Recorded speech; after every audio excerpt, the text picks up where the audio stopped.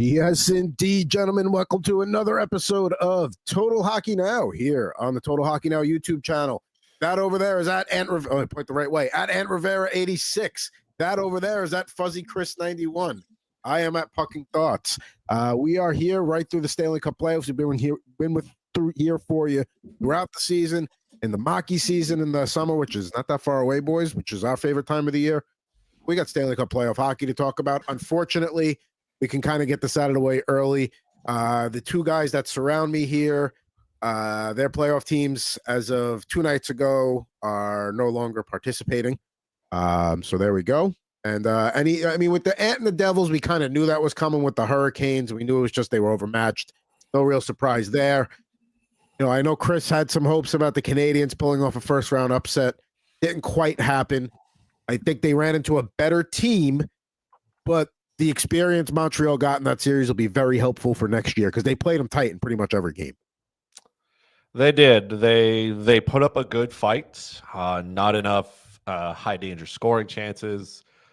There are pieces in place, though. That is for sure. So sometimes it's hard at this time of year to, I guess, look for those moral victories because in the end you want to win the Stanley Cup, and that's not what they'll be able to do. But yes, they did go out there. They gave the Capitals a lot of trouble. They didn't win, but Logan Thompson was as advertised. The Sam Montembeault injury obviously was not good. Nothing against Jakub Tobic. It's just I don't think Montreal fans realize how good Sam Montembeault is until he's not in the lineup, and then you realize, hey, maybe he's a lot better than we want to give him credit for. Logan Thompson was fantastic. Tom Wilson did his job. Ovi continues to score goals. So it was not the ending that we wanted, but we, like Marty St. Louis said at the beginning of the year, like, why not us? And at least we got a little bit of playoff magic here. It was here for a good time, not a long time. But yeah, just wake me up when September ends, I guess. And don't forget, too, it's not like, one of the things you need to pull off a first-round upset is for the other team to give opportunities, and Washington didn't really have many bad nights. The window wasn't there for Montreal to really, grab the series and maybe make the Capitals sweat there. So there you go. But hey, there's still those are two teams that advanced. The Florida Panthers have advanced over the Tampa Bay Lightning. That pretty much ruins my entire East, or at least ruins my Atlantic bracket. But yeah, maybe we didn't think, we didn't know if Tkachuk would be ready to go for the series or the whole series. He's clearly fine. Barkov in and out of the lineup. They didn't really seem to phase him all that much. Obviously, Marchand's been a help. So, that's a shot. And it looks like we'll talk more about the Capitals and Canadiens later. The Capitals and the Hurricanes later, and whether they're just playing for the right to lose to the Panthers or not. But there are 4 games we need to get to tonight, so I think let's get cracking there. And there you see the bracket up there. We see the teams who have advanced. We see who's left. We see the series scores. Nobody in the West yet, but we have 3 potential series that could end tonight. So let's go to the first one here. First one dropping the puck tonight is Toronto and Ottawa in Ottawa at 7 p.m. Eastern time. You see the scores there on the left side. 3 straight overtime games in that series. Could very well be the other direction right now. And it looks like Ottawa, a slight favorite. Really depends on the book where you go right now in terms of, Toronto's hovering around that plus 105 to maybe like minus 105. So shop around. Over and under, you see all the lines there. And just, before we get into picks for tonight, how have you felt this series has gone? Because, Toronto really looked to me like out of the gate, they were going to, that way they won game 1. I'm like, all right, maybe this is going to be a shorter series than we thought. But then 3 straight overtime games and Ottawa gets a desperation game 5 win. Me personally, I feel like Toronto feels less pressure on the road than they do at home. So I think they get this done tonight. But let's hear more about it. Let's start with you, Chris. Leafs L tonight. Listen, the script writes itself here with Toronto. Nothing is easy in that city. Everything's got to be tough. They did, they were up 3-0 in this series, and it goes to overtime in game 4, and things happen, right? Like, you lose in overtime. It's literally a coin flip at that point. Toronto's been playing better-ish, but That core four does not show up when it matters, and I don't care how you want to dress it. Like they just don't. They don't get there. Matthews doesn't perform at that point. Everybody's barking at Nylander at the end of a shift on the power play, and like, hey, he's not giving it this. And I'm like, there's so many other things that are wrong. Like, that's not it. But Ottawa comes back then 4-0, convincing win. They did everything they needed to do. A little slow out of the gate, but they got there. Maybe the Sens don't win this series, and that's fine. But I have a hard time believing they're not going to come out with this just absolute fire under them. Like, I truly believe the Sens think they can win this series now. It's not a question of if for them. It's a question of when. We'll see if they get it done. But to believe that the Toronto Maple Leafs have no pressure, like they have it all. The script is there about how their failures have been and how their top players have performed in games that they need to close out. It doesn't matter where you are in Canada. You cannot escape that noise. Yeah, after all of these years of having to watch Toronto fall apart in the playoffs, they had an opportunity in this series to pretty much, change the narrative, a convincing 4-game sweep. And, losing one game, okay. Now you lost the second one, and you're going back to Ottawa, and those guys are going to be pumped. You saw Brady Tkachuk at the end of the game on camera saying, we're going to bring this back in Game 7. And I honestly believe him.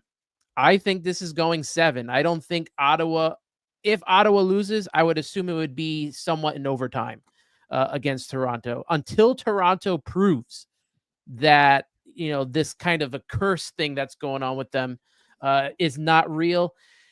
I still think that Ottawa kind of comes in here at home, takes the game, puts it a Game 7, where I think Toronto probably gets through then. But man, there's got to be pressure on this team. I think there's pressure. Marek, you set checking in, saying, "Hey guys, always you're like a loyal one that's here every week, so we appreciate you, Marek." Here's my take on tonight. I said they'd feel less pressure on the road than they do at home. So I think they know that if this series gets back to Toronto, where they've dropped 3 in a row, and everything you guys just talked about, all the history, all the, the first round choke jobs, all that stuff, I think they come out tonight, and I think they just backhand Ottawa I think it's over tonight. I don't think Toronto is going to advance beyond the Panthers in the next round, but I think they get out of the first round, and I think they know in that line. They're not stupid. They know everything that's talked about. They could say they don't listen on, watch on social media or read the papers, to use an antiquated term. Like they can say that all they want, but they, like you said, like Chris said, in Canada, you cannot escape it. It is the Leafs. So I think they know we take care of business tonight. Don't have to deal with all the Game 7 stuff, and maybe we can move on and focus on Florida. I think Toronto is good enough that, they've needed some overtime games to win. And yes, Game 5, Ottawa looked a lot better. They got, that happens in series a lot. Teams, backs to the wall. You get some desperation out of them. Yeah, I think Toronto takes care of business tonight. I like them on the money line. Like, how? I need you to explain your math here, because I just did. It doesn't. Like, do you think Toronto, they're like, oh yeah, we don't want this to happen? They've been doing this now for the better part of 19 years, and in all those closeout games, their big players are like, this isn't new to them, and all they've done is fail. The entire time, it's been 97% fail. So, but there is a difference this year, and I know they're 1-13 in closeout games or whatever it is. Yeah, 1-13 since 2017. Different coach in the room this time, Craig Berube. That, to me, that makes a difference. This is where having a guy like him in the room versus a guy like Sheldon Keefe in the room. This is where Berube earns his paycheck. It wasn't winning the division. It's okay, guys. Let's be real here. We left the door open, and now all of a sudden they've kicked the door open. They win tonight, we got a real problem. So I think, like I said, I think this is where Berube's coaching and his influence on the room makes a difference here. And whatever it is. But I just think if Toronto doesn't get them tonight, they're done. So I think if you like Ottawa in 7, if you want to go bet that wherever you can find it, great. But I couldn't even find that before. I could find a series exact score for Colorado Dallas for some reason, but not this one. Anyway, bottom line is You guys are on Ottawa to get it to Game 7. I'm on Toronto. Any leans on the over or under here? Are we thinking a tight scoring game? A high scoring game? I really don't have a lean one way or the other here. I think if Ottawa wins, it's going to be a close game. But like you said, if Toronto wins, it's going to be like backhanding this team, and it's a real beatdown. I have no lean either way, because exactly for that, this could be a super close game, or it can get out of hand. We may see the result of Game 1. We may see the result of Game 5. I don't know. Don't care. I just want to look.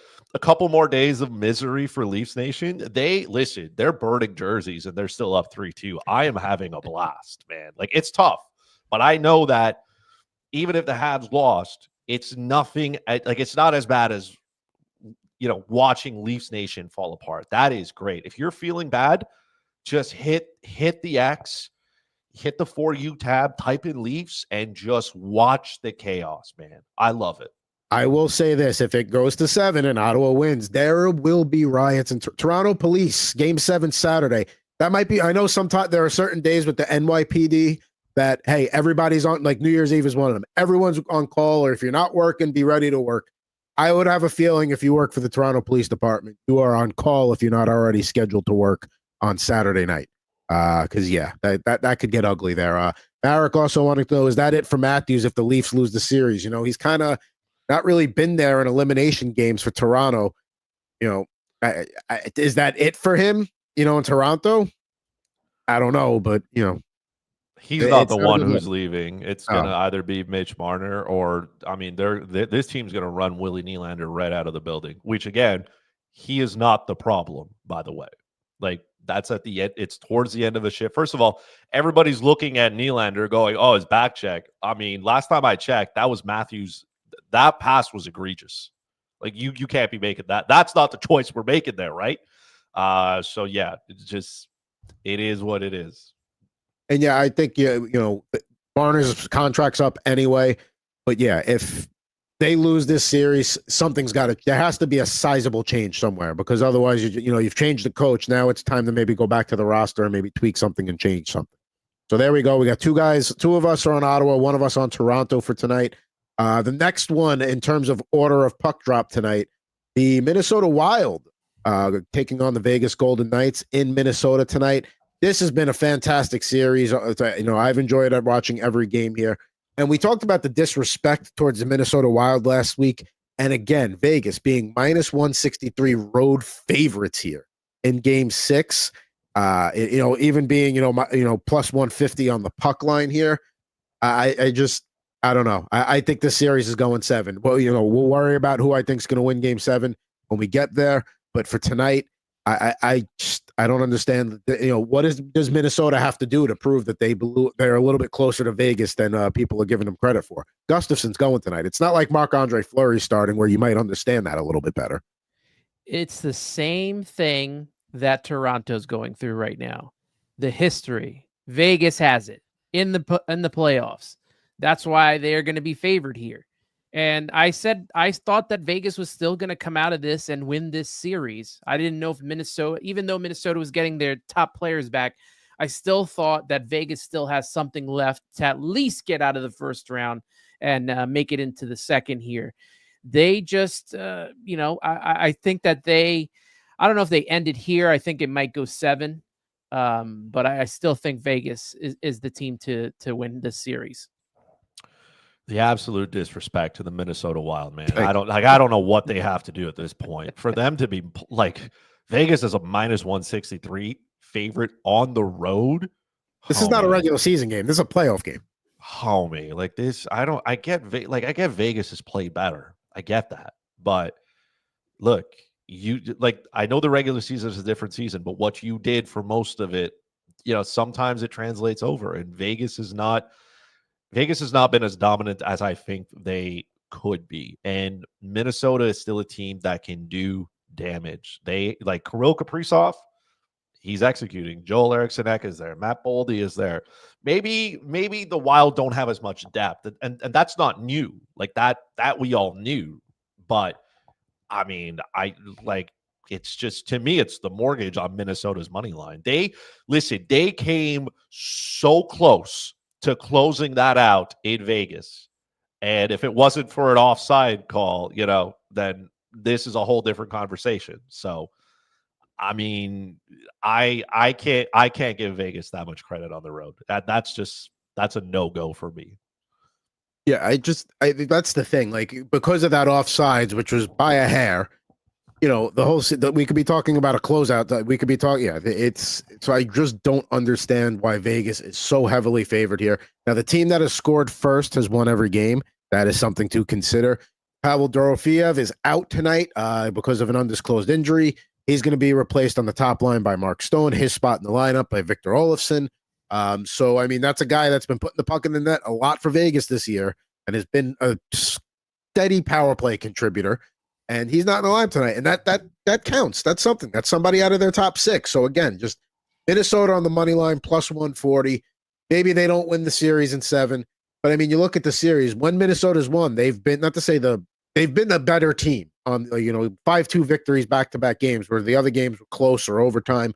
So, again, Minnesota on the money line at home tonight, unless for some reason Philip Gustafson's illness decides to keep him from playing, and now Marc-Andre Fleury's in the net. Now that changes things entirely.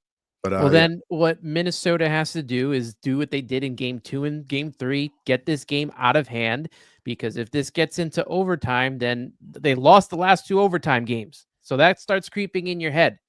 You got to make sure that you get it done and make it, feel like Vegas doesn't have a chance. Because if they feel like they have a chance, Mark Stone's going to come in and put in a goal. They got their top guys that are going to end this series for them. And Aiden Hill, there's only 2 goalies that have a goal saved above expected worse than him. Stuart Skinner, nobody's surprised with that. Connor Hellebuck is last. And when I say last, I mean dead last. So, I mean, Aiden Hill, later. We'll deal with that with that potato later. But Aiden Hill's got to be a lot better than he is. I get that we're up 3-2 Vegas. It is through no help of your goalie. So Aiden Hill's been here before. He's done it. He understands what needs to be done. If Vegas wants to win this, he's got to be on his game. He cannot be the liability. Yeah, I think we're in a situation where Minnesota's going to Vegas is going to be dragging Minnesota back with them to Las Vegas for a game 7 here.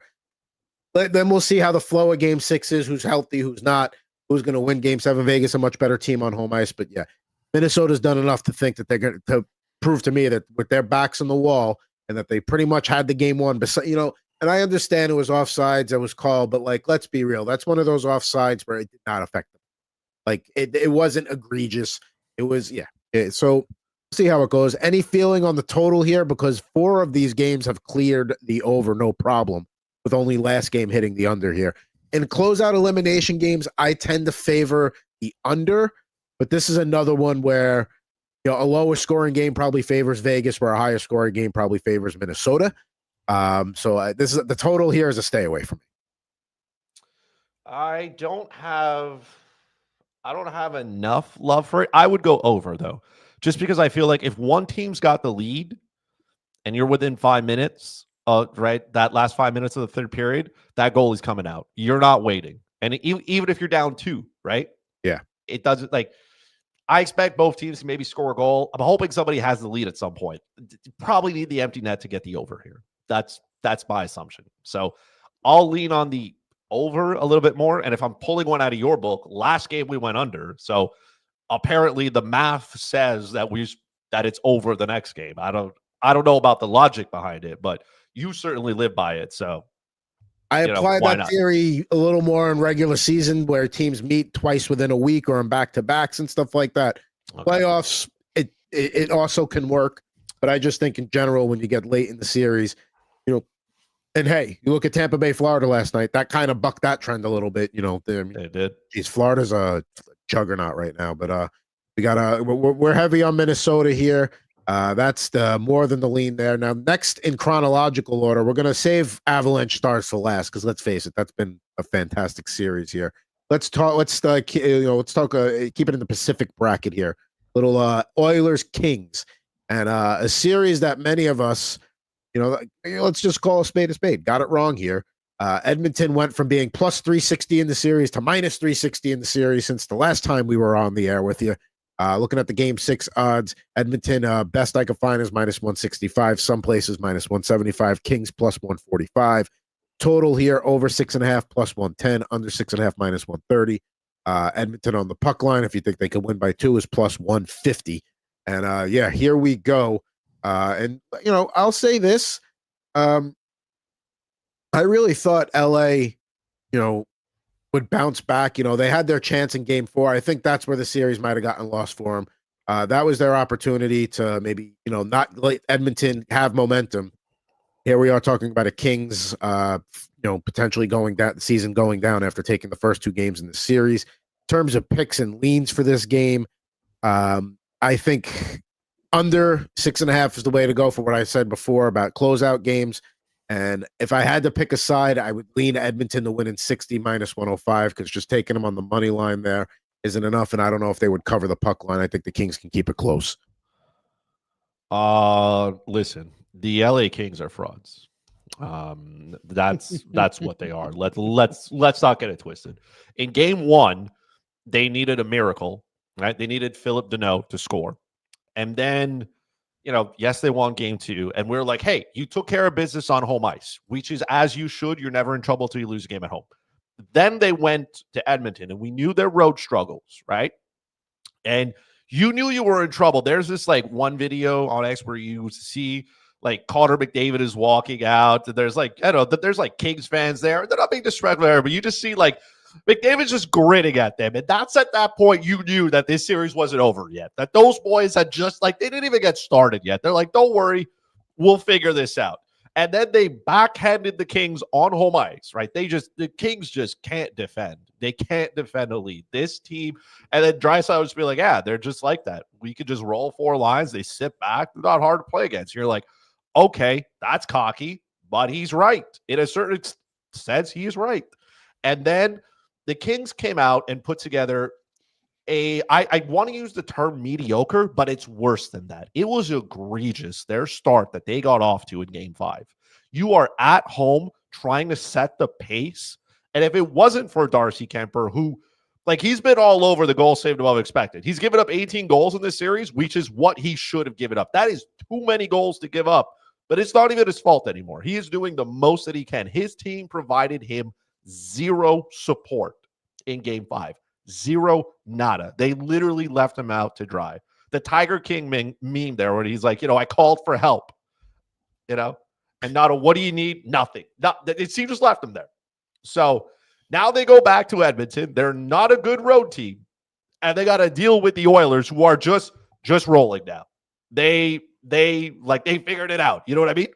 They're right there. So I have the over because let's face it, I have no faith in Calvin Pickard, no faith in Darcy Kemper on the road. We're gonna hammer the over. I also have Edmonton's puck line. It's gonna take an empty net, but here we are. I don't trust the Kings, man. You guys had your chance. You're terrible. Yeah, I know I messaged you guys after the first couple of games. I'm like, I think that my bracket is going to be busted now after this. And lo and behold, the Oilers took a page out of their team last year because, coming back from 3-0 in the Stanley Cup final wasn't enough. They're trying to pull off a nice little series win here. I had them winning this series in my playoff bracket. I'm going to stick with it. In game 6, I think they end this. And I have over 6.5 for the goals. 2 on the over, 1 on the under. And I think everybody agrees here. Edmonton is going to close this out tonight. The Kings had their chance being up 2-0 and then a chance to maybe steal the series back in game 4 and just couldn't do it. So there we go. So Edmonton closed out. Now that's by no means that I think Edmonton's going to go all the way. But now all of a sudden that second round matchup, whether it's against Minnesota or Vegas, is very intriguing in that bracket. And that's going to be a close one. But can you imagine if the Oilers had just decent goaltending, not even elite or great, literally a body that is not Stuart Skinner or Calvin Pickard. And that's why I don't think they can go very far. I think that's why they get out of this round. We'll see what if they got to deal with Kaprizov, with poor goaltending, that can get out of hand. You know how Vegas and them are familiar with each other. Edmonton's not going beyond the conference finals if they get there with that goaltending. That is for sure. No, that is terrible, man. Shame on that entire organization for saddling generational talent with Calvin Pickard and Stuart Skinner. And listen, I know, cap situations are what they are, but Colorado figured it out, and they got a guy that's playing real well for them right now. You tell me Mackenzie Blackwood wouldn't make a world of difference in Edmonton?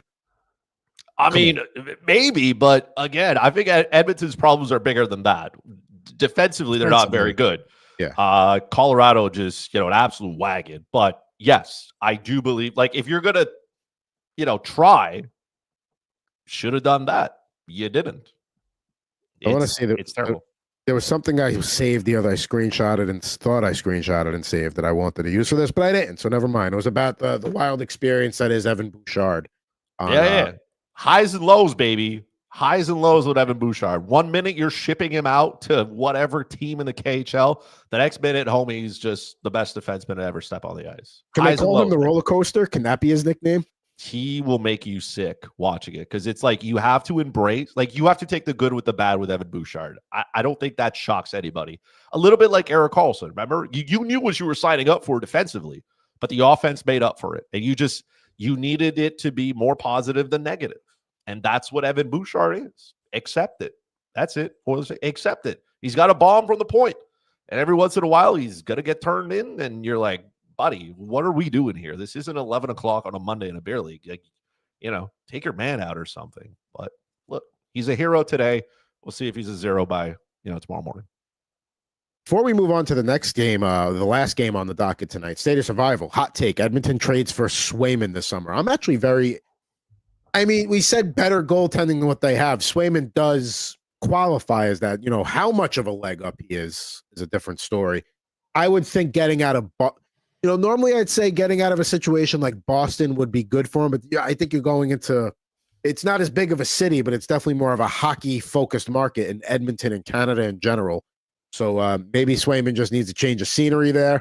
But, Boston is probably at this point leaning more towards, rebuilding and trying to clear some stuff out. So, again, I don't know what the trade is there, but certainly an interesting theory. After everything that Boston went through and Swayman went through to get that contract signed, now that you trade him, that'd be funny. What are you what's the asset that you're sending back to? I mean, I'm pretty sure the Oilers don't have a first round pick.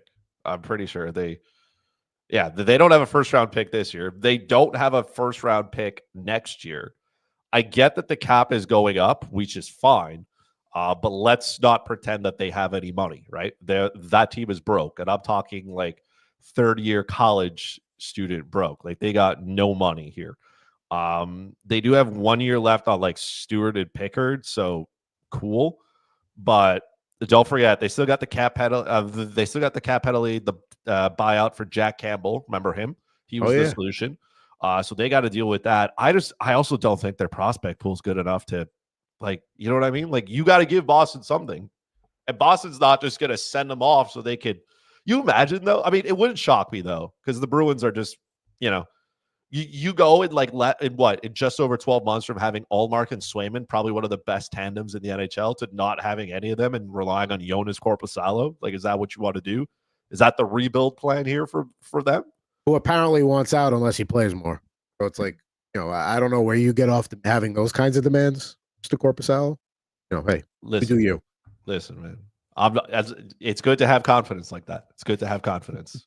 Sell yourself, man. But at the same time, take a seat here, bud. Okay. By the way, Edmonton's draft capital in 2025 is pathetic. A 3rd round pick, a 6th round pick, and a 7th round pick. That's what they got. They don't have the assets. They don't have the assets, and they also don't have the money.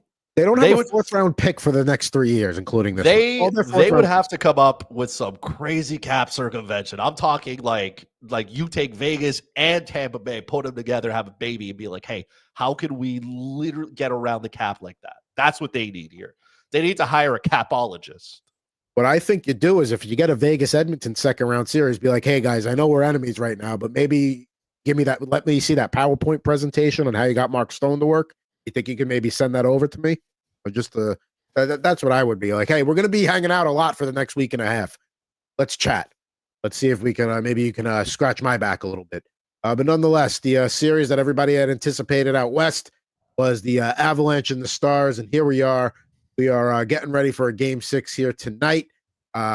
Stars taking a commanding 6-2 win in Game 5, but we're back in Colorado where Dallas won 2-1 in overtime, and Colorado shut out 4-0 victory there in Game 4. You're looking at the series odds here. This was the only one where they had a series exact score that wasn't the Capitals and the Hurricanes. Dallas in 7 plus 220 tonight. Colorado plus 180 minus 210 for the series odds. For Game 6 tonight, Colorado heavy home favorites minus 192, Dallas plus 171, over 6.5 plus 100, under 6.5 minus 120. You think Dallas can, or if you think Colorado can cover the puck line with an empty netter, it's plus 136. Fellas, when we take a look at this one here, what's your lean for tonight? Is this definitely going 7? I certainly think it is. What do you think? We deserve 7. You know what I mean? Yes. Like, that's what we deserve. That's the hockey gods deserve to give us that. First of all, one more game of Gabriel Landeskog. We deserve that. We also deserve to see Mikko Rantanen again. So that's fun. I originally was going to go with the over here. And then it seems like in Dallas, for whatever reason, Colorado can't score at home. If Dallas has not been like as good on the road, and Jake Ottinger's numbers haven't been good either, but he seems to be holding down the fort. And I mean, sure, you know what I mean? It is what it is here, but I'm gonna lean a little bit on the under here. I think I don't know, for whatever reason in Colorado where you think the Avalanche should be able to dominate from start to finish, that's not the case. That's where I'm gonna go here. I want to see 7 though. I absolutely do. The goaltending matchup in here has been really, really good. Both Mackenzie Blackwood and Jake Ottinger, goal saved above expected, top 5 in the playoffs. You have 2 good goalies. They're giving you quality hockey. We want to see more of that. I want to see more Nate Dogg getting mad at who was it? Like who was it? Charlie Coyle or something? I don't know. Coyle, yeah. He was barking at him, but I was like, man, Charlie's, he came over from Boston where he was, didn't matter. And now he's with Nathan McKinnon. Nathan McKinnon basically runs the show here. You know what I mean? So I want to see a little bit more. I don't think it's going to be as high scoring. Maybe the empty net goal bites us here, but I also can see this game going to overtime. I think it's tight enough for that.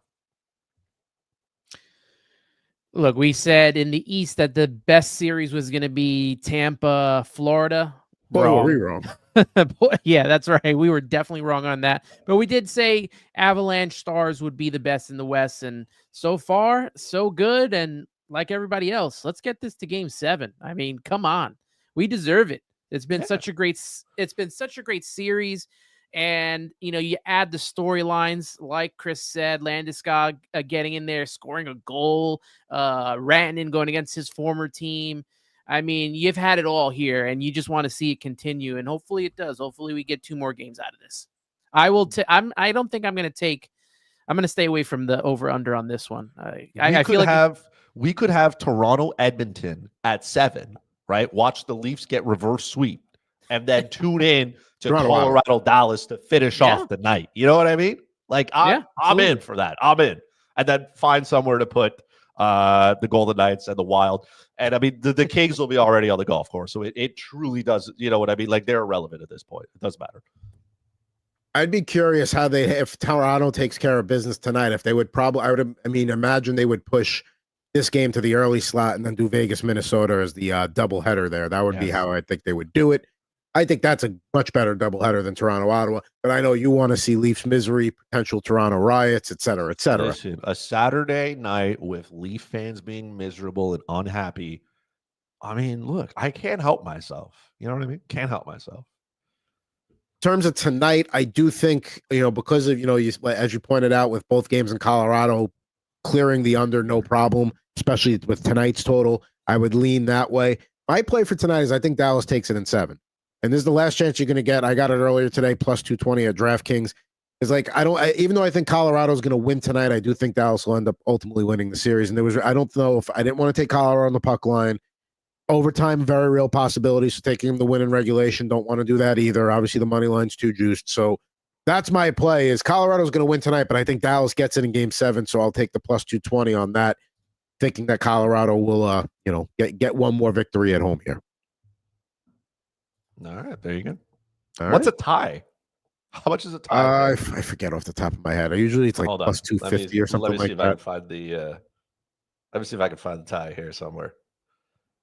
Tie plus 325 on Bet365. There you go, plus 325. If you think for sure that this game's going for overtime, that might be the most lucrative route to go. Yeah, if you're suffering from insomnia, why not? Go to a double OT. Why not? I will say I have a bye week in my Thursday night hockey league tonight, and this was a good night for a good time for a bye to fall. I'm getting 4 games tonight. This is another thing, folks.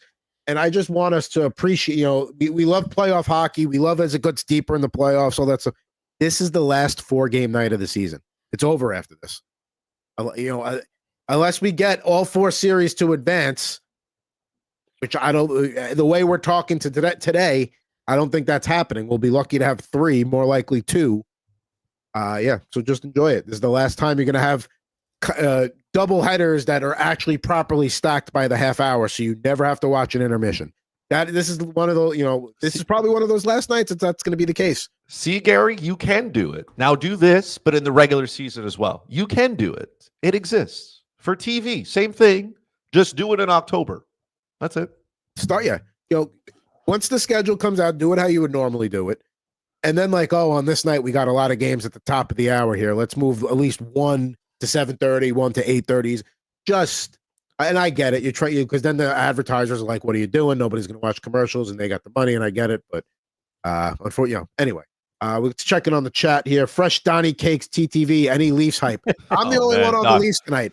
These guys are all on the Senators pushing it to a 7. I suggest you do not go back. Just keep your head forward from here, man. That's it. That's it. You don't want to know how I feel about that. Hey, we gave the Leafs, I think Adam and I gave the Leafs all the credit in the world all season that they were going to win the division and get into the playoffs. After that, it's our hands are tied. We're throwing our hands up. We can't. I took them to win. I took them to come out of the first round. So do your job. But at the same time, why are your most expensive? Why are your best players so bad? Just figure it out, man. What is the net change all of a sudden? Yeah, I mean there you go. Same, but yeah, it's sad. I mean, if anything about being a Leafs fan has ever been summed up in 5 words, but there it is right there. Yeah. And put that on a T-shirt, sell it. Florida looks unstoppable. That's the thing. I picked Toronto to win the division at the beginning of the year. I was on that. I got away from the series. I bought into the Ottawa train a little too much. But here I listen. I think they take care of business tonight. I think whoever wins this series is just playing for the right to lose to Ottawa. Yes. I also did have that series with the most suspensions. that series is overdone. And I mean, everybody's just drilling everybody in the head there. Aaron Ekblad just taking a page out of Tom Wilson's book and then being confused. Aaron Ekblad gets suspended for PEDs, comes back, drills a guy in the head, and then sits for 2 more. You're like, all right. Collect 1 paycheck and then go straight to jail again.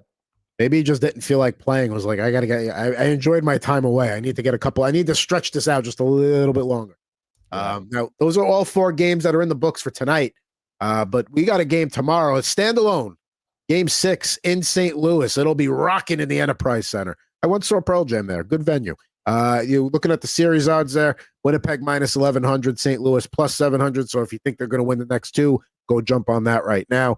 Game 6 odds are all over the place on who's favored, who's on the road. So minus 110 for each of those right now, just to make it easy. Over 5.5 plus 124. No surprise at the under 5.5. Even though 3 out of the 5 games in this series, or actually 4 out of the 5 have gone over, the under still heavily juiced at minus 148. And if you think Winnipeg can cover on the puck line, maybe get an empty netter in game 5 on Friday night, it is a plus 230 total.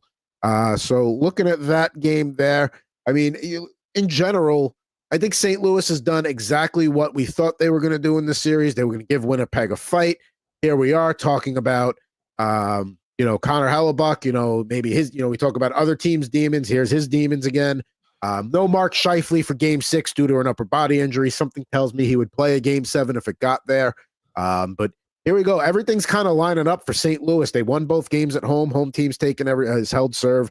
everything's kind of pointing to a game 7 here, but do you think maybe Winnipeg can close it out on the road without Scheifele as their top line center?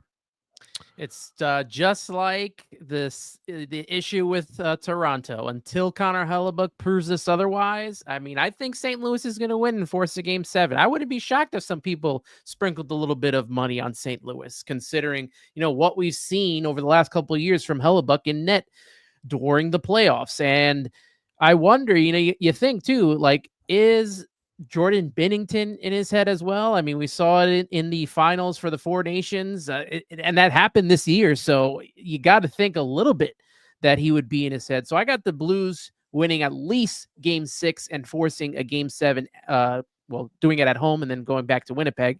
And I will take the over on goals here. I think this is going to be a high scoring affair. I'm going to make a Seinfeld reference here quick. I'm sure at some point with the recent history that Jordan Binnington and Connor Hellebuck has had, if we remember the episode where Kramer and Newman thought that they were spit on by Keith Hernandez and it turned out to be Roger McDowell, that whole incident started with Newman going, "Nice game, pretty boy." I would love it if I found out that Binnington did that to Hellebuck at some point in this series, considering "nice game, pretty boy," like something like that. Kudos to Hellebuck for answering the questions and dealing with it. Cause if there's positions in sports where like the quarterback has more on his shoulders than the rest of the team, not to say that the goalie has more on his shoulders than the rest of the team, but he's the only one that can fix those problems. Like, yeah, get that monkey off his back. You can look and say, oh, the defense in front of him is either great or bad, whatever. He's got to get that monkey off his back. He has not won big games yet. He has not gone deep into the playoffs yet. I even heard it on I don't know if it was on the radio or a hockey podcast where they compared this to Peyton Manning and how long it took Peyton Manning to finally win something after all the accolades and all the stuff that he did on his own to help the team get to the playoffs and stuff. Like same thing with Connor Hellebuck in his regular season. He's finally got to get it done in the playoffs here. I don't want to put holes in Peyton Manning's Super Bowl victories, but special teams won it when he was with the Colts on a very, very, very rainy field in Miami. Defense won it for him when they beat the Panthers. So, again, I'm not taking away from his career, but his 2 Super Bowl victories, there are bigger reasons why that those games won. But Chris, your thoughts here as we shift the series to St. Louis. Right. So make sure you head over to whatever betting platform you enjoy and smash the St. Louis alternate minus 1.5. Some books already have it. Bet365 is already there. They have the Blues as the favorite, which they should be. That is at plus 220 today. So if Mark Scheifele's not going to play, which means Vlad Nemestikov moves up to the top line. Okay. So let's stick there. And then Adam Lowry at practice today, Maurian Barron's down the middle, David Gussett. Like this center core is absolutely rocked. They are rocked. Nikolai Ehlers is still not there. Now you lose, you're losing a ton of pieces up front. The Blues, I also agree with that. Where is the under coming from? What have we experienced that deserves an under here? This game has been filled with goals, and it's mostly because Connor Hellebuck has shown us that when it comes time, he shows up in April and just says, "Nah, I'm done, bro. Thanks." He's not putting in any extra time. He wants to, I don't know, go back, hit the golf course, do whatever he's got to do. I have St. Louis minus 1.5. The mortgage on that, obviously, a little bit on the over as well, because it's going to, like you said, so far the home teams have come out and they've scored. At home, they've scored goals. St. Louis put up 12. They put up 12. They're outscoring them 12-3 at home. Yeah. I know Winnipeg at home has put in what 5-2 plus 5, yeah. What 12 at home themselves. Sure. And again, if that's the way this series has gone, if that's the narrative, fine, take it. You know what I mean? Take the easy one that's in front of you. I think it might take an empty netter, maybe, but I mean the Winnipeg Jets, man, those injuries are they're gonna hurt, right? And listen, I'm not rooting for anybody to get hurt, right? But I'm definitely not crying for Mark Scheifele. And if you know, you know. I'm not crying for him. I'm just saying it's unfortunate. It is. Shed left his feet. Probably deserved a suspension for it. Right? Let's be honest. But I mean, in the playoffs, we do whatever we want here now. There's no rules. But yeah, I'm just not crying for Mark Scheifele right now.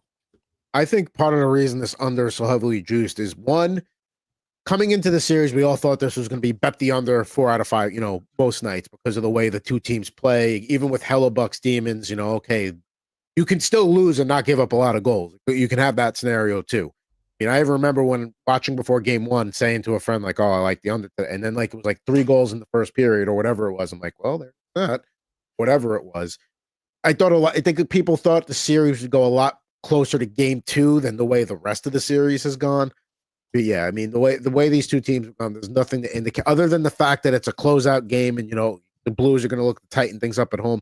Maybe they don't expect a ton of offense from Winnipeg without, Scheifele. Like you said, Vladimir Mesnikov is a great Swiss Army knife, good second or third line center. He's not a first line center, and that's, like you said, that center depth is going to get exposed a little bit there. You look at St. Louis's center depth, Robert Thomas up there, Braden Shen. They've got some good guys down the middle, and they're going to take advantage of that for sure.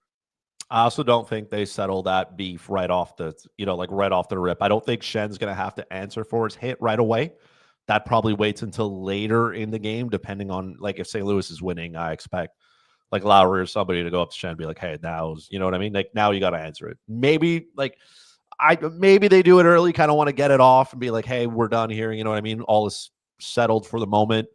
But I also think this game could get out of hand depending on how big the lead is here. So if you could find it somewhere, Jordan Binnington, minor penalty, I'll take it.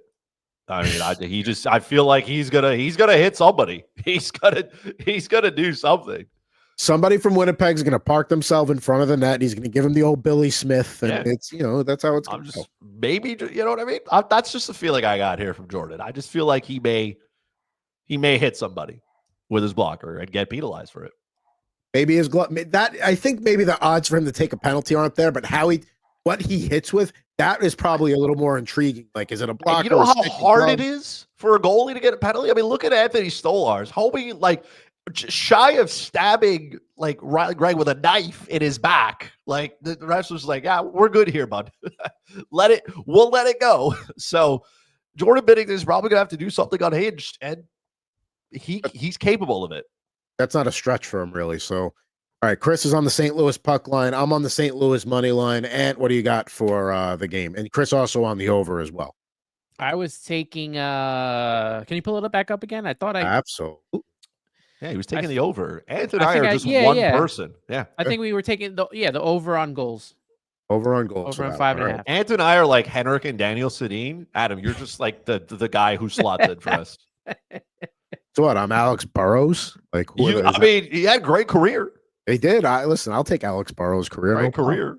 I was more thinking of I don't know, whoever, kind of like Suzuki, Caulfield, and then at one point it was Mike Hoffman there. You know what I mean? And I'm better than Mike Hoffman. I don't have listen. Mike Hoffman kills me in the hair department. There's no disputing that. Guy's got a beautiful head of hair that he clearly perfects before he goes out for warmups because he was on the Sharks. I did see him take a few warmups there.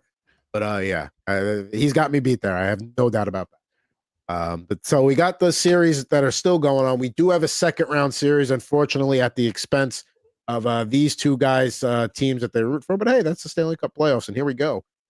We are here with the Canes and the Capitals. You take a look at the regular season series on the left. Home team won all games. Of course, there was that Jalen Chatfield game on April 2nd. But you can't take too much from the regular season out of this, except for the fact that it was a pretty close matchup and the home teams won.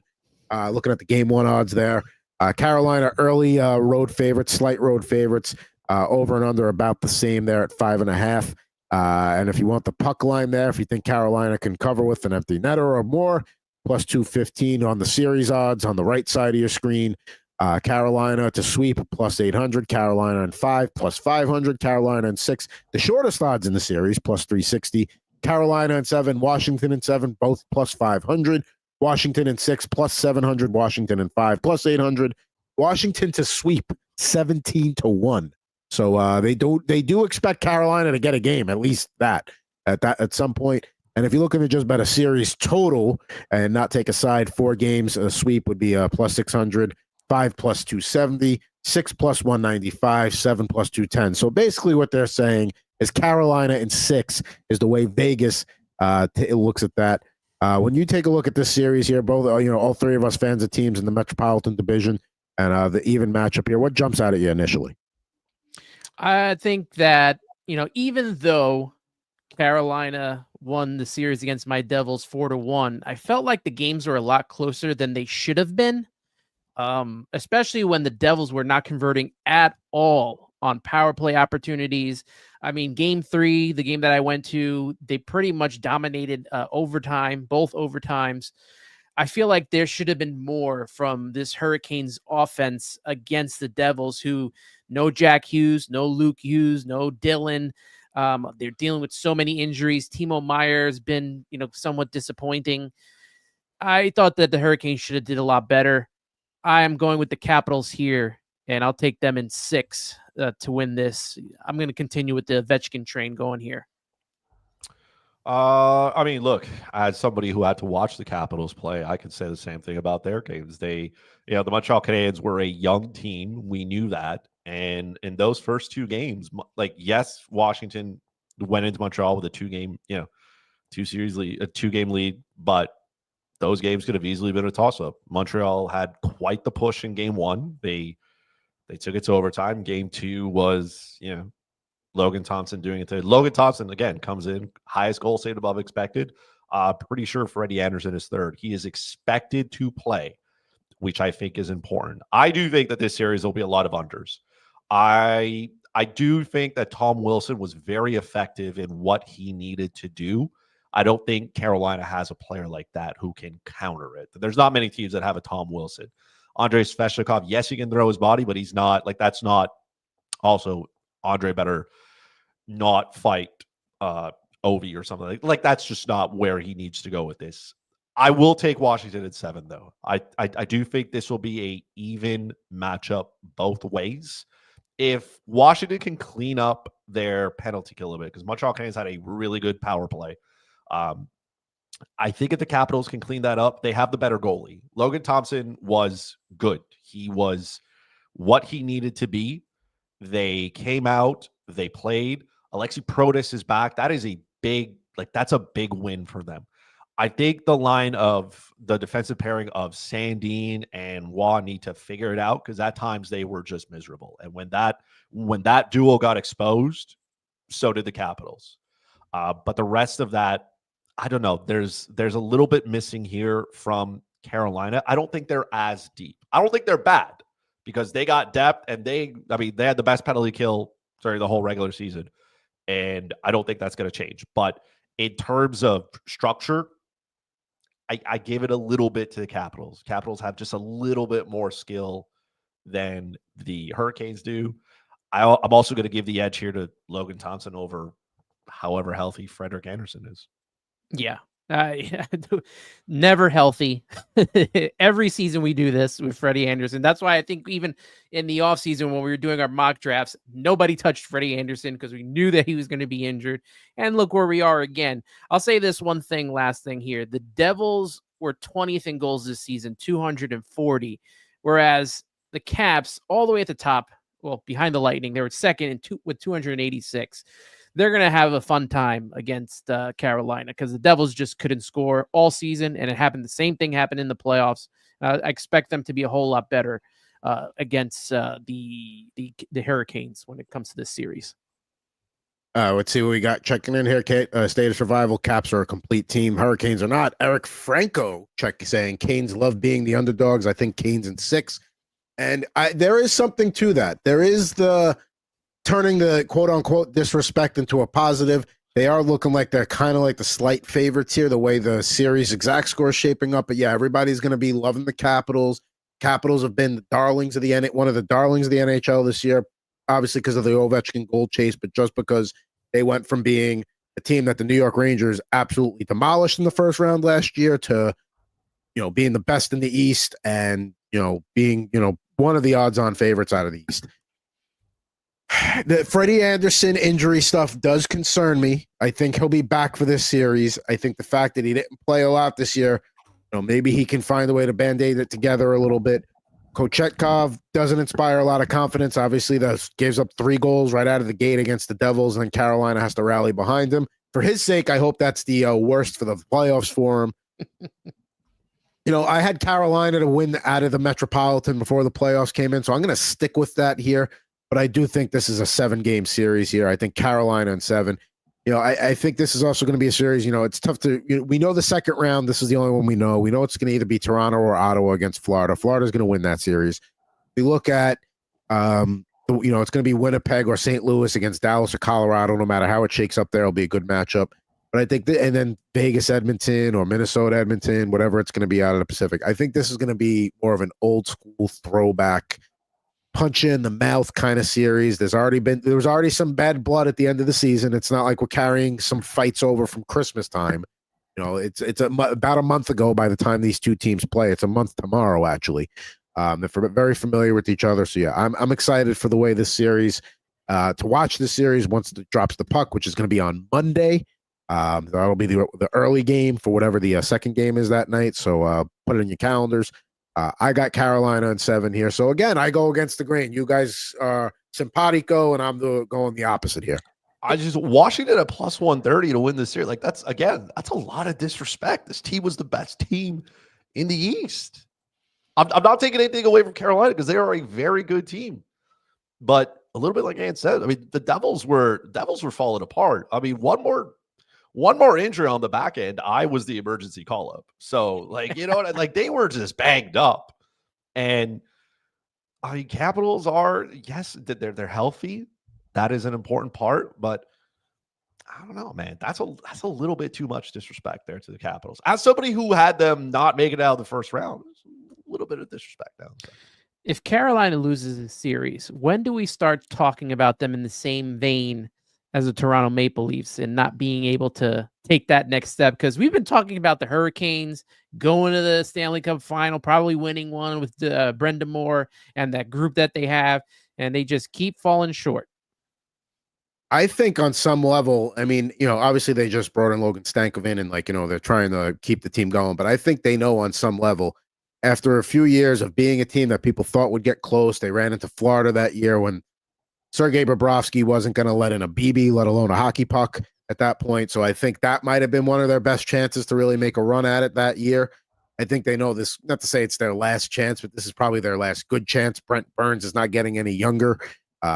Jordan Stahl, I know they, don't lean on him as heavily as they, other players, but he's not getting any younger. So I think at some level they know. And yeah, I'm excited for this series. I really am. This is one that's going to be a must-see TV every night. Maybe when the season's over, the Oilers can trade for Freddie Anderson. Oh yeah, that's what you want. The Oilers deserve nothing. I don't think it's that big of a deal for them. Like this, like you said, they've gone out at the deadline and have acquired players, right? They brought in Jake Gensel. They've come up short. And unfortunately, there's got to be a team that loses. But they consistently make it to the second round, which is more than the Leafs have ever done. And I mean, the teams, it's not a bad shape for them. They went out and they got Mikko Rantanen. He's just like, I don't want to be in Carolina. And then they turned that situation, which was, terrible, into getting Stankoven, who's been pretty good. And look at Taylor Hall, signed a 3-year deal. He's like, hey, man, I want to be here. I want to be here. So I don't think it's as bad. I don't think the plug has to be pulled. I think it's more of going out and fine-tuning the little things, right? Getting another depth guy, bringing, another depth defenseman and getting over that hump. But if you're consistently a team that's making it to the second round and you're trying, again, they keep losing. They lose the Stanley Cup teams that win in the Stanley Cup finals. I mean, take home Stanley Cup. What do you like? You're right there. You're losing to the team that wins it all. There's only so much you can do. I wouldn't blow it up. I would just say, hey, we're right there. We just need another infusion of something to make it happen. Now, we talk about this series. I want to close on this. Are they just playing for the right to lose to Florida? I mean, we didn't spend too much time on Florida, Tampa Bay today, but Florida came out and was like, okay, we're clearly the better team over you guys. And I misread that series. I had Tampa running through the East. That was my mistake. But I mean, who would you give a better chance at beating Florida in a conference finals? Capitals or Hurricanes? Capitals. It's going to be the Capitals, but again, it's not because Carolina can't do it. They're running into Florida is a dominant hockey team. Like the Tampa Bay Lightning looked absolutely miserable. They were just not good. They were not good. They got beat up in their own zone. They look like a team that is like the decline is here.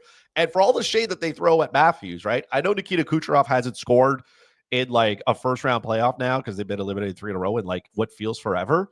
But at the same time, Nikita Kucherov has a ton of hardware and he's got Stanley Cup rings on his finger. So comparing him to Matthews is like, comparing my Toyota Corolla to my, Lamborghini. Yes, they're cars, but they're not the same. It's two different things.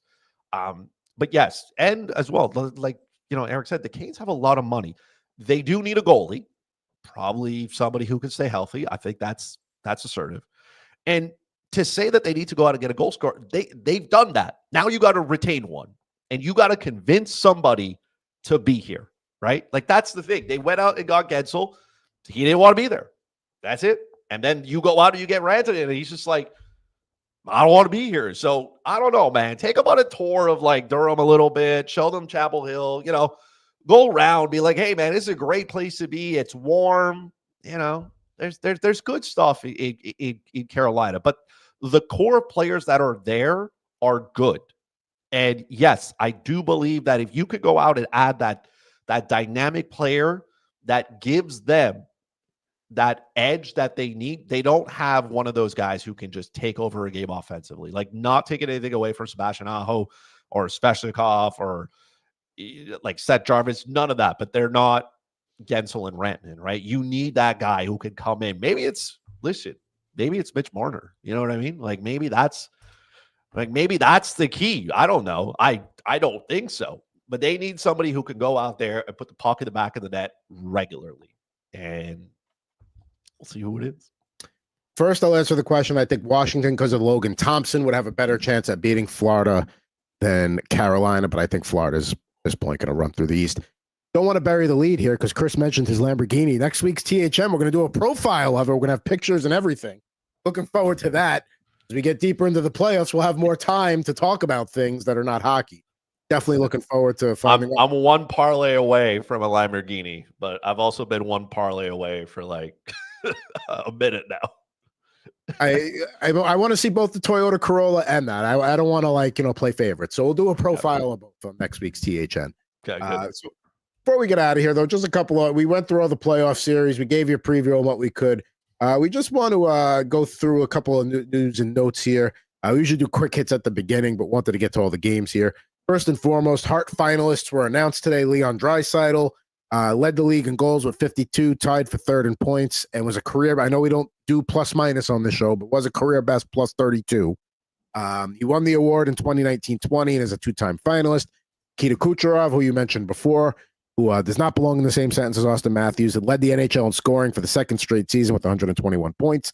Won the Hart Trophy in 2019, and he's a 2019 and a three-time finalist. Then, of course, the man of the hour over the last week or so, Connor Hellebuyck, led the league in wins, goals against, and shutouts, was second in save percentage among goalies to play at least 25 games. The Vezina finalist, he's been the Vezina finalist multiple times, and this is his first time as a Hart finalist. So he's going to win the Vezina. We know that. This could be the year we see a goalie get it, though. Votes are in already, so the playoff performance doesn't really matter. And if we're judging off the regular season, yeah, I think Hellebuyck did enough to win the Hart. And look at how many categories he leads in as well. Yeah. I mean, I think that's a major factor there for them, and good for him. I don't want to see him win the Hart and the Vezina for obvious reasons, but he's earned it. That's his trophy. It's his to lose, man. If it's anybody else but him, I mean, I'm not taking anything away from Leon Draisaitl because he decided he was going to score goals. And I mean, Nikita Kucherov is elite, but I don't think he gets the same amount of like hype as, let's say, guys like McDavid, Draisaitl do, because it is what it is. But he is like he wins too. He wins. He makes his team better, but he drags them to wherever they need to be, and that's saying something. There's 82 games in an NHL season. Hellebuyck won 47. He won 47. He won 5 more than half of the games for the team's entire schedule. That's absurd. So yeah, I think if it's cliche, but if this is a year where you don't give it to a goalie, then you're probably never giving it to a goalie again. Well, I mean, he could do it again next year. That's how good he is. He is good. That's why the performance in the playoffs is just so like what's wrong with you, bud? Like, are you eating different? What do we got to do? Like, what bed do you want to sleep in? Help him out. How much does closing out Game 6 on the road in St. Louis, let's say he does it in shutout fashion, how much does that go to kind of slaying that dragon? I'm not going to say it slays it entirely, but I do think it's a nice jab to it. I think he needs to get to a conference finals to kind of really get that demon off his back. But I think if he can close a series out on the road and it's not like a 6-5 affair where it's just, okay, team that scored last one kind of situation, he is an obvious factor in the win. I think that does go a long way to maybe at least putting a dent in that reputation. Yeah, I think it has to be somewhat of a shutout, or he gives up only one goal. Like it can't be, they can't win this game and it'd be a high scoring affair. That doesn't help his case whatsoever. So I think that he needs to do at least a shutout or just give up one goal in a victory in Game 6. He has not had a lot of success against Jordan Binnington, both in this series and in the most important game of 2025. So, again, I'm not that I like Jordan Binnington more, but like he's got to figure it out. Connor Hellebuck's got to be that guy. He is the same way I had said, like for Florida, it's, Matthew Tkachuk is the guy who stirs it for them. They go as far as he can take them. Connor Hellebuck has got to be the guy who says, hey, I'm not giving up. Like, I'll give up one at most. You guys go out and get two and we're done here. You know what I mean? That's got to be the mentality. Go out, get a couple, and then I'll handle the rest from there. And the guy that kind of is the straw that stirs the drink in terms of the offense is Scheifele. Without him, especially, Hellebuck's got it. Yeah, Hellebuck knows he's got a one. He can give up one. That's all he can give up tomorrow. See what happens in Game 7. But the way the series, and maybe that's again why this. We talked about the series being so much of an over in 4 out of the 5 games that have happened so far. Why is the under so heavily favored? Maybe that's why. Now we got one last news nugget to get to do before we get out of here. Utah Hockey Club. I mean, at this point, like it's not official, but it may as well be, considering that the YouTube channel handle changed from Utah Hockey Club to Utah Mammoth. But on the landing page, utahmammoth.com has also since been taken down, but not before a few screenshots were taken. Mammoth was one of the 3 finalists there. It's the Utah Mammoth. So let's just pretend like that's official, because at this point, I really don't think this is all a ruse to have some other name come out of left field at the 11th hour, like one of these wrestling bits, like, oh my God, that's the Outlaws music coming down or something like that. So it's the Mammoth. How do we feel about it? They should have just fed in and just let it out of the bag already. Like, why take it down? Like after you got found out, just leave it up there, and we know it's the Mammoth. Just apparently somebody got fired as a result of this. Oh, probably. That's a pretty big one. That's somebody was like, hey, go make sure Utah Mammoth is there. Put it in, see him, and then you just press save, and that's it. He's like, all right, I'll take it. So, what's worse now? If they now they still stick with Utah Mammoth and this guy got fired, or like if they completely change the name now, this guy gets fired anyway. Just keep it as Utah Hockey Club and just be like, yeah, we were just playing you. And you're like, wait a minute.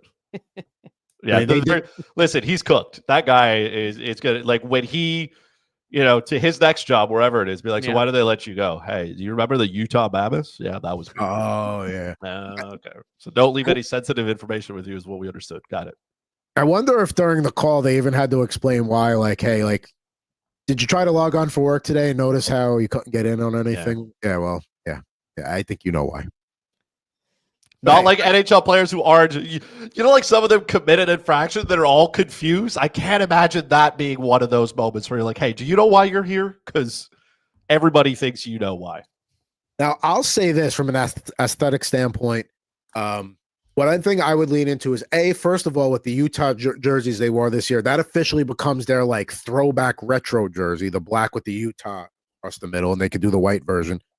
They need to lean into that shade of blue and make that their dark jersey, we'll call it. Obviously, you can have the white jerseys too, but don't make the road jersey or the home jersey, whatever, because there's the rumor they're going to go back to home whites at some point. Whatever your dark jersey is going to be should be predominantly that shade of blue, and then the black jersey is your third jersey, and then absolutely lean into that color blue. Don't go black. There's too many teams in this league that have black jerseys.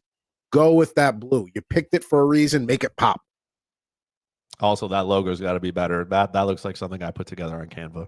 But like the mountains that make up the Mammoth. We got to do better than that, man. There's I don't no even like. think I saw the logo. You know what that it's like looks a like? Fiverr logo. You know what that looks like when you have an ESPN fantasy league, like the stock images you can pick from? That looks like a slightly higher quality version of one of those. Yeah, that's a stock image right there. We got to get that up. It's like a clip. Now they have all that extra money because they fired the social media guy. Might as well put it into the creative design department. Reallocate some money. I like that design if that is what the jersey is. Incorporating the mountains to the Mammoth, but they could do better. Is there any hockey incorporated in it? It's a hockey incorporated? No, like, is there any, like, is there hockey stick? Because I haven't seen the logo. Let me see if I can pull it up here. I don't think so. I didn't see anything. I just looked at it when it was like, when they screenshot the handle. I was like, oh, well, that's good. Everybody's yelling at Frank Saravalli for, tweeting the entire Seattle Kraken roster before it was announced. But at the same time, clubs are also really good at just pushing themselves under the bus. But yeah, the logo. The leaks are outstanding. It's just, and again, they're a new team. They'll get it right one day. At least they were competitive-ish. So this is I got to remove that first. But here we go. That is what they what was one of the ones that popped out there. Yeah. That is a definition of Canva. Yeah, it's just not great. You know what I mean? Like, we could do better than that. Now, we could get that up. A different version of something similar there where they don't incorporate the mountains. If that's the actual logo and they use the mountains as like incorporated into the jersey on the bottom, that I like. But I really wish they had gone with that blue as the primary color versus like the dark blue or black, whatever we're calling that. They should have been called the Yetis. No. Shame on Yeti for not allowing them to borrow the trademark. No, I disagree. Like, I think Yeti has become such a commonplace thing that it would be associated. And two, the Colorado Avalanche are literally one state away. It's too close of a name. I don't care. And they do have the Yeti footprint, don't they? I'm here for the chaos. Mammoth is great. There's not a lot of elephant. Yes, the Crimson Tide use an elephant as a logo on the Oakland Athletics. Excuse me, the Athletics. We can't even call them Sacramento. They have Stomper, one of the more underrated mascots in sports. They use an elephant. Not a ton of elephant presence. Very happy to see the Mammoth get their love. A little elephant love. Now, still a below average logo though. We got to boost that up. And maybe they're scrambling on that now. Now, don't forget, folks, we're here with you every week, usually Thursdays, Total Hockey Now. A couple other podcasts got to give a shout out to. First and foremost, Slapshot podcast with Mr. Murray over here. What's coming up next on that one? I'm just waiting for this first round to be over. We're going to do one to break down every round once we find out. It's probably going to have to go until the start of next week because I expect the Leafs to get only eliminated on Saturday. So, ideally we wrap this up Saturday so I can do this Sunday. You guys can all hear about my 100% correct take for round two. But yeah, if these clubs could just wrap this up, with the exception of Toronto and Ottawa, we need that one to go to 7 for obvious reasons. Do have one question here. Is Chris's list to visit Utah to watch a game? They did announce that they're going to do some arena renovations here to make the sightlines a little more optimal for hockey while not sacrificing the basketball sightlines for the Jazz. I've connected on a flight in Salt Lake City. I mean, it looks like a place I'd go visit. I'd go watch a hocky game there, sure. Yeah, I'd go watch a hockey game. Canada won gold in Salt Lake as well. So, I mean, there's lots of good reasons to go. I'm just saying. I'm just, just information for information purposes. I would definitely go. I just didn't want to, first of all, I just didn't want to go there and have an obstructed view because at that point I could just stay home and obstruct myself. Two, I also got to make sure that my healthcare is up to date because apparently, I mean, Salt Lake is the place where you'll get hit by a car the most. And Bill Heidemann can tell you that. So I got to make sure my life insurance is up to date there because it's a little bit dangerous. I hear walking on the sidewalk in Salt Lake. Dangerous from that perspective. Salt Lake City, not a crime-ridden city as far as I know. Not a crime, but watch out. You'll get hit by a car. I have been hit by a car. We could talk about that another time. Not a fun experience. But nonetheless, there. I could get, and you know why I would go to Utah too? Because it's a short flight for me. I can be there in like 2 hours. So I may go catch a Rangers game or maybe even a Sharks game out there one day. Now, Ant, you've got a Subway to Shea podcast. That's on a roll to start the season here. What is the thing the fan base is saying that is trying to poke a hole in that? Yeah, Soto's not doing enough. We're getting injuries now, so there's a lot of injuries. We lost our 2 left-handed specialists, probably for the season, and the offense is not firing on all cylinders. It looks like there's fatigue in the bullpen. So even with the great record, they just lost to Arizona today. They lost their last 2 in a row.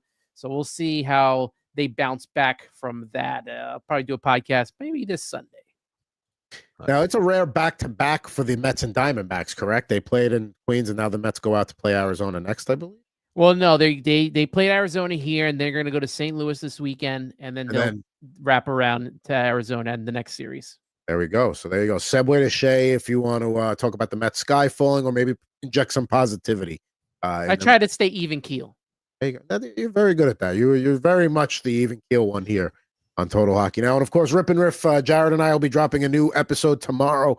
Good mix of hockey, football, baseball, all that good stuff. We'll go around the world there. You know how we like to do that. But Total Hockey Now, fellas, were we good to be back here next week on May 8th? We good? Yeah. I think we are. Lock in. Well, then that's also going to be a birthday edition for me. So, Nice. Yeah. We can celebrate the Leafs elimination together. I think I don't think we're going to be. I think we're going to be talking about a Senators being eliminated circa 9:30, 10 o'clock Eastern tonight. We'll see if it's a little extra or not. But there you go. If you want to reach out to the show, totalhockeynow@gmail.com. But for @FuzzyChris91 and for @AntRivera86, I am at fucking thoughts. We'll be with you next week with an all new episode talking about all those second round series that'll just have gotten underway on Total Hockey Now.